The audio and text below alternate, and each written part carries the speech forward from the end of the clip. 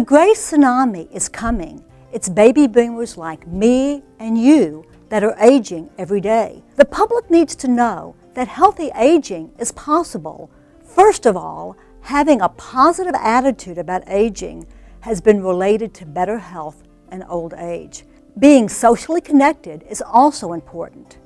So being close to family and friends or volunteering is a key to good health. Engaging in healthy lifestyles, such as being physically active and getting a varied diet of fruits and vegetables, can help reduce chronic diseases that cause disabilities and the loss of independence in later life. Know that it's never too late to make these habits part of your daily life.